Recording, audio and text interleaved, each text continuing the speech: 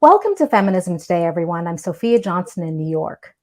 According to a recent study from the University of Southern California's Annenberg Inclusion Initiative, Asian and Pacific Islanders account for less than 6% of speaking roles and less than 4% of leads and co-leads in Hollywood films. The study comes in at a time of rising violence and racism against Asian Americans, and the report's key findings show that Hollywood is failing to meaningfully represent Asian and Pacific Islanders while at the same time continuing to peddle harmful stereotypes of the community. Michelle Sugihara is executive director of CAPE, the Coalition of Asian Pacifics in Entertainment. She joins us to share CAPE's vision for advancing representation in Hollywood. Michelle Sugihara, welcome to Feminism Today. Hi, thank you so much for having me. The USC study captured data on the prevalence and portrayal of Asian and Pacific Islanders across 1,300 popular films. First, your thoughts on the findings in this report, and second, what does advocacy and activism for the API community look like in the entertainment industry? This is such an important report, and I'm so glad that you are asking about it and getting the word out about some of the statistics and findings that they've had. And, you know, one of the things about activism and advocacy for Asian Pacific Islanders in entertainment is something that we've been very passionate about. We are going on 30 years. We were founded in 1991 by 3 Asian American executives. And at the time, they looked around and Star Trek was one of the popular shows on TV. And they said, you know, there are more extraterrestrials on TV than Asian Americans. And so the 3 of them got together and they founded our organization. And it has grown since then. And today we still continue that challenge and the fight to increase representation, not only in front of the screen, but behind the scenes as well. Now, can we talk a little bit about outreach? Of the companies analyzed in the USC study, Netflix featured the highest numbers of API leads or co-leads in films with proportional representation. In fact, 4 out of 5 indicators on Netflix films were above proportional representation using US Census. So some progress, obviously. Can you tell us a little bit about CAPE's programs? What's working, what's not in terms of social and community engagement? I'm happy to. So really, we have a small but mighty team. And so everything we do has to be done very strategically and with an impact in mind. And so really the thought was we're going to build a new ecosystem. So from the bottom up with the writers and the top down with the executives, then we're going to create a new feedback loop. And so what we're starting to see is that synergy is happening where our executives are hiring our writers. And then even on a vertical level, our writers have now over the years ascended. And so they're being showrunners and upper level writers who are now reaching back and hiring lower level staff writers out of our programs. And so that's another vertical feedback loop that has also been created. And then throughout that, then we're starting to fill out the rest of what that looks like. And so we recently started an animation directors accelerator program. We started that last fall in partnership with Sony Pictures, because what we said was, okay, there's a lot of Asian Americans working in animation, but the true power positions, the leadership positions, which would be on the feature side, the director, or on the series side, a creator or executive producer, there are very few Asian Americans. And so that was the level that we wanted to target. So with everything that we do, we say, all right, what are the pain points in the industry? Where are the levers that we can start to push where it will make the most impact? Where are the voids that no one else is really working in? And what are those spaces? And so the latest program that we just announced is the Julia Escow Short Film Challenge.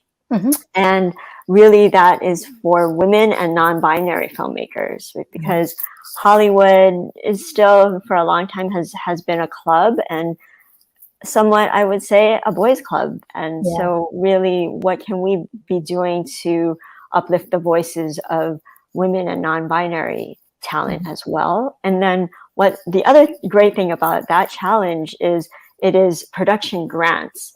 So it's $15,000 to 4 winners to make a short film. A lot of times we see these competitions or film festivals where they'll have a winner, but you already have to have a film made in order to enter those film festivals or those other competitions. And so if you don't even have the funding to make your film, you're shut out of all of those competitions. So we wanted to expand the pipeline even further back and to provide these grants so that these filmmakers can actually make their films. This is amazing. It almost feels like you have created a model program for other groups, other communities to sort of think on how best to engage strategically in the entertainment industry. So I really, like I mentioned to you in a conversation we had off camera, that this is really profoundly important, and it comes at a critical time in the history of Hollywood, really, when there seems to be some sort of openness. I'm interested in the outreach programs and initiatives. I'm also curious about Gold Open, hashtag Gold Open. What is this initiative all about?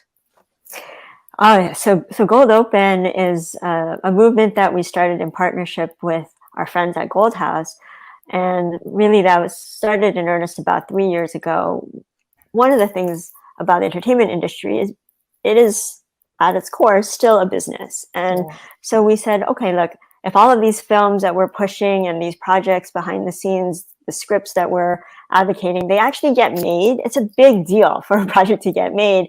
But it's a little bit like if a tree falls in the forest, right? If a film comes out and nobody watches it, does that still move the needle? And so really one of the lessons that we actually took a page out of from our other colleagues in the Black community and the women's community is, all right, opening weekend, box office numbers, that is what the industry cares about. And so it's really educating our community about when a film opens that weekend, buy a ticket. Whether you watch the movie or not, that we can buy a ticket. And so many of us, would say, oh, it's so crowded on opening weekends, or I'll just wait till it comes on Netflix or what have you. But it's about really sending that message to the industry that content like this is important, and that we're going to vote with our dollars. We're going to buy a ticket. And so really it was rallying our community, buying out theaters across the country, and really just elevating these films and creating the buzz and the chatter and having people talk about it on social media or even one-on-one with friends and family. And so we were able to really uplift films like Crazy Rich Asians, Parasite, The Farewell, really to get the audience out, and to also just get the word out that these films are out there. And especially now where there's so many different things vying for our eyeballs, it's really harder, I think, now to break through the noise. And so to have concerted efforts to really champion specific projects is something that has really changed the game.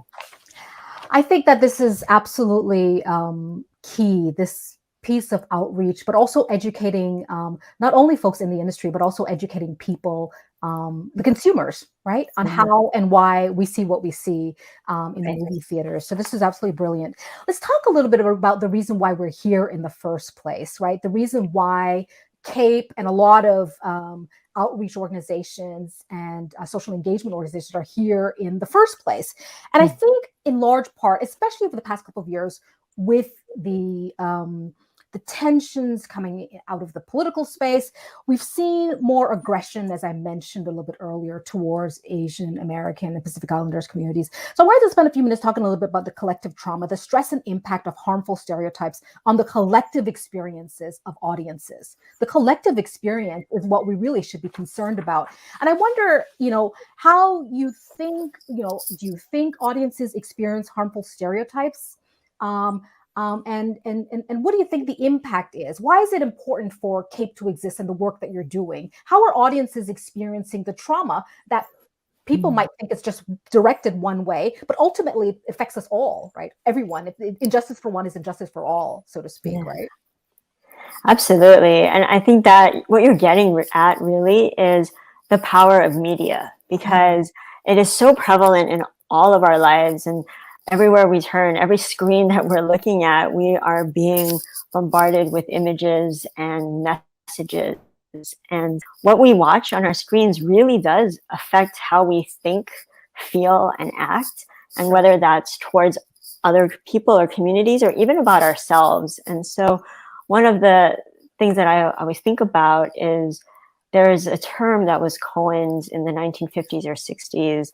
It's called symbolic annihilation. And the concept really is when you don't see yourself on screen, you start to feel that you're invisible and less worthy than some of the other images that we're being fed. And then the flip side of that too is we have to be very careful about what images we are being fed. And Gina Davis Institute has this great finding that 80% of media consumed worldwide is created in the United States. And so that means that Hollywood has a profound responsibility to really be cautious and thoughtful about the content that we're putting out to the world. I mean, we mentioned Netflix earlier, and that is a global platform that everybody is watching. And so what types of content is being put out there? And so one of a specific example is one of the stereotypes is of the sexualized, hypersexualized Asian woman. And, you know, last year when we were talking around the Atlanta spa shootings and even the excuse of like, oh, I had a sex addiction, and like, why was that so palatable to so many people? It's because, you know, all of these images and like from "We Love You Long Time" to even the dragon lady stereotypes, and like it's just played out again and again. And we partnered with the Gina Davis Institute last year on another study, and one of those findings was that Asian women are sexualized more often than any other female of any other race and on screen. And so really when you're fed this constant stream of these types of stereotypes, it really does affect how people see you and how they treat you in real life, which is why I see this not just as a representation issue, but as a social justice issue, to your point. Right, absolutely. What are the grounds for solidarity? What are the grounds for solidarity between groups? What are the grounds for solidarity for the collective? I mean, I think there's so much ground for solidarity because for so long, Hollywood really has peddled mainstream non-people of color stories. And now is the time, and I think especially the acceleration of the at least verbal communication of, yeah, we care more about these stories from Hollywood, but also I think social media has changed the game, and audiences have changed the game as to what they're watching. They're being a lot more aware of the content they're consuming. They're being a lot more critical, and through social media are able to voice their thoughts and almost immediately. And I think that really is changing a lot of what we're seeing.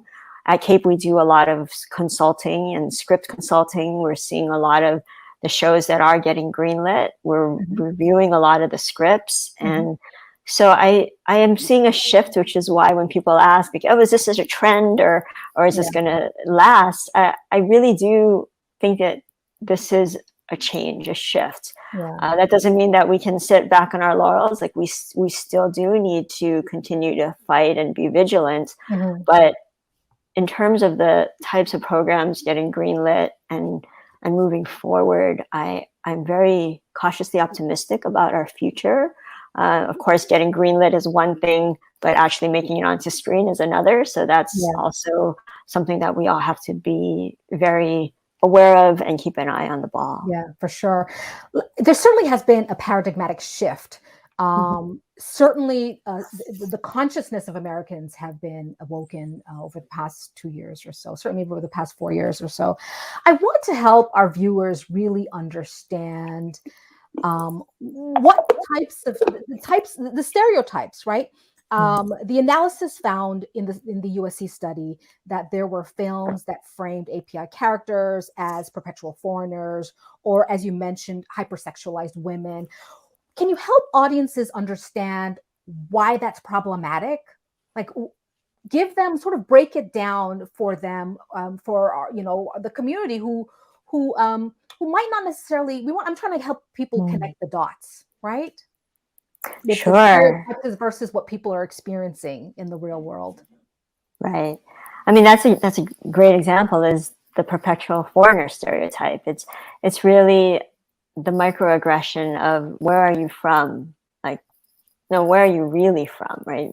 Meaning that you don't belong here, or you're not from here, and you're foreign or exotic and in some bad way, right? And then that leads on screen to having characters that maybe don't understand Western customs or culture, or even speak with an accent. But again, there's nothing wrong with speaking with an accent, and many people do, and it's not just Asian people. Lots of people that may speak with an accent, but it's really, the problem comes when it becomes the butt of a joke, or it becomes something to be a reason to laugh at that character's expense, and to make a mockery out of that. And we look at shows like Breakfast at Tiffany's with Mickey Rooney, and that gets into Yellowface, that gets into Perpetual Foreigner. All of these caricatures that are just designed to laugh and mock the Asian communities and peoples, that's really where it starts to blur and blend into where we start having the spillover issues and effects into real life. Because when you dehumanize a community of people for so long, it becomes psychologically easier to hurt them violently or physically in real life. There's a reason that in wartime propaganda, they specifically would dehumanize the enemy, right? And so there's a side-by-side picture of a wartime propaganda, of a crude drawing of an Asian person with round glasses and buck teeth. And if you take that photo and you put it side by side next to Mickey Rooney's character in Breakfast at Tiffany's, it's astounding. It looks almost exactly the same. It's certainly very painful just upon reflection, and I'm glad that the time has come, and certainly I'm celebrating your role as executive director for CAPE as well, because we certainly need more women in leadership. But to that point, I wonder if we could talk a little bit about some of the successes that you've had, some of the successful films that CAPE has supported over the past 30 years. Just giving viewers a sense of the work that's being done, just the work that you're doing, and how that translates into what we're seeing in the cinemas. Absolutely. One of the things for me personally is that I started this job in 2015, and that was the months right after a show called Fresh Off the Boat had premiered on TV. And it was the first time in 20-something years that we had an Asian American family on prime time on a major network. It was ever since All American Girl.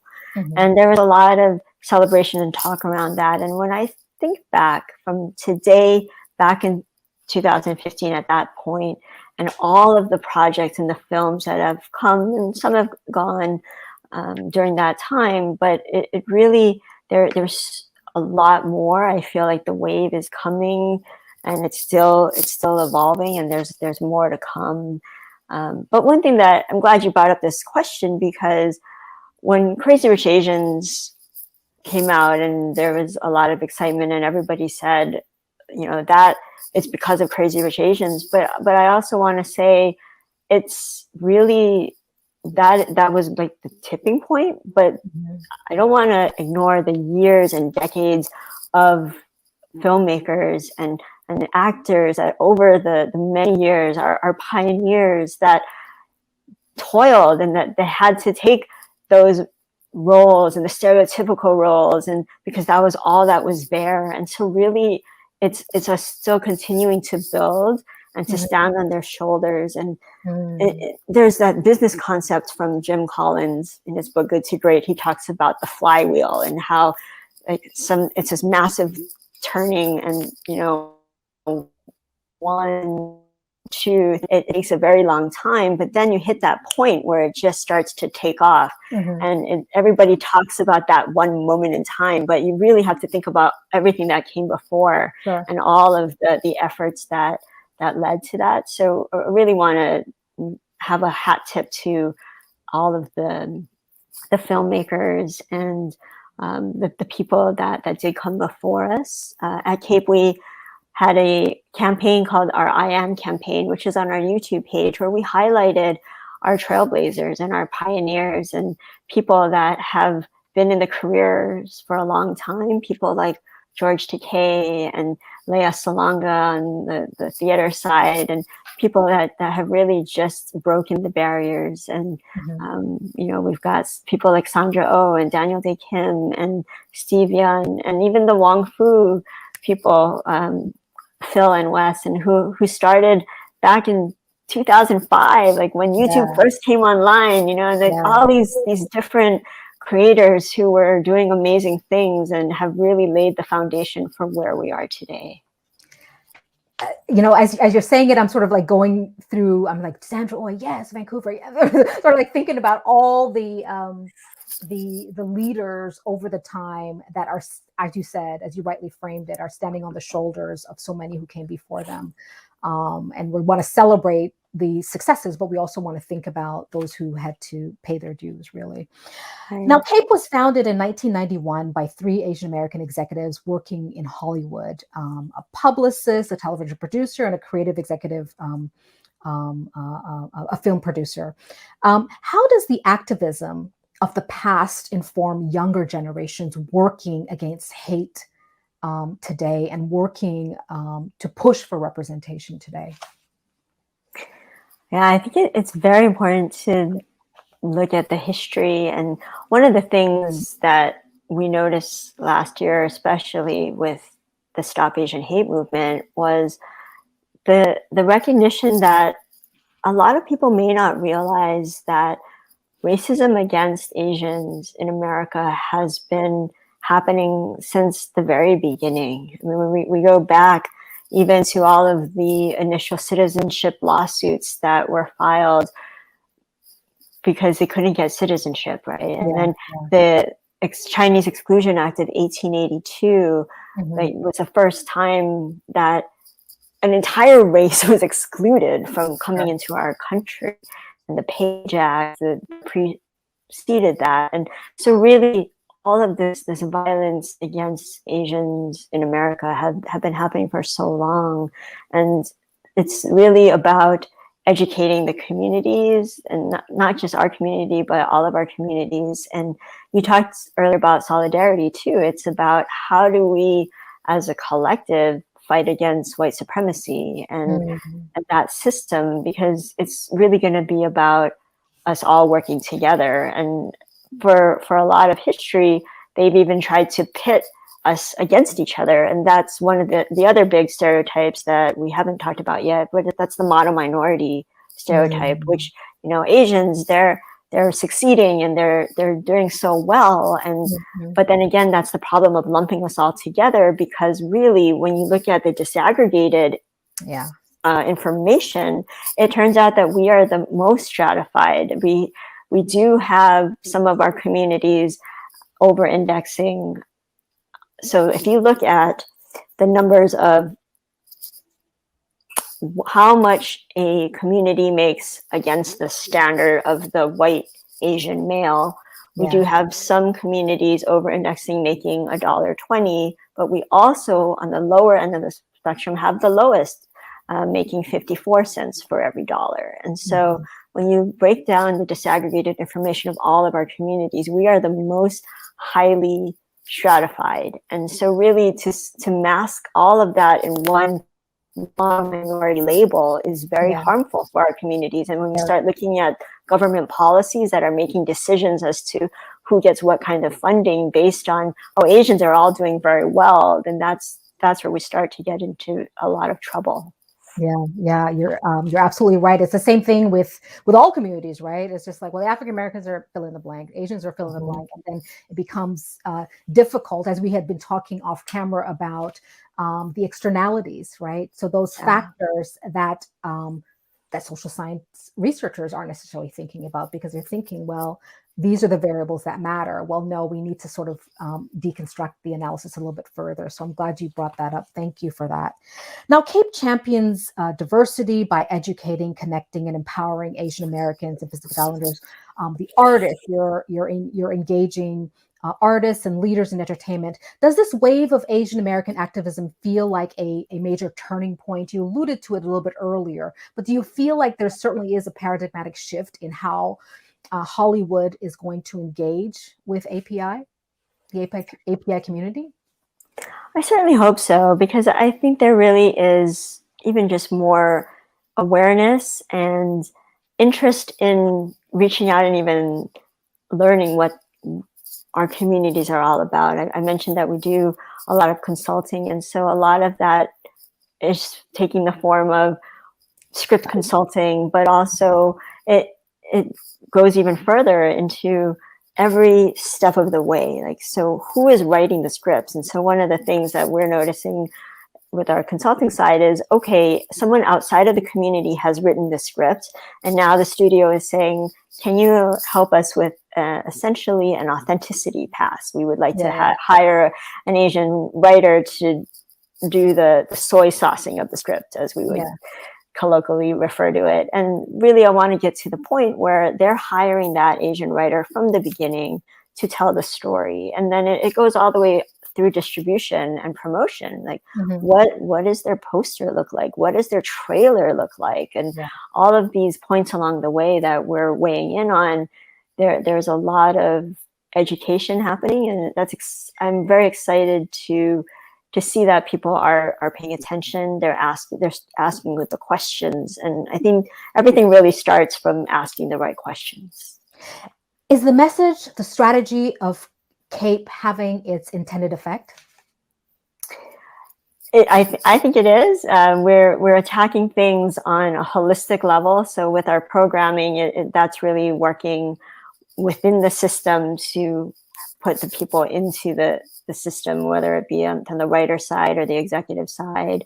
Also with casting, right? So who's behind the camera, who's in front of the camera, but also the production teams. That's another thing that has really been interesting to me, is the audiences are getting a lot keener on that. So like, if there is an all Asian project and then they look behind and they say, well, who's producing this? Who is benefiting off of this? And sometimes, it's still very non-Asian on that side. I'm thinking about that with Mulan. My children were watching Mulan, and then we watched the behind the scenes, and they were like, oh, who did the costumes? And all that kind of a thing. You start to think about it a little bit differently. And that's really exciting that your children are watching that, because they're growing up in this world where they're grappling with different questions than we were. And I think they're gonna be the ones to be continuing to ask the questions and to make the changes, which is why I'm also very optimistic for the future. Michelle Sugihara, thank you so much for joining us this week. Thank you so much for having me. And that's it for our program today. Remember, you can follow me and the show on Instagram and Twitter. Thank you so much for watching Feminism Today on Free Speech TV. Join us again next week.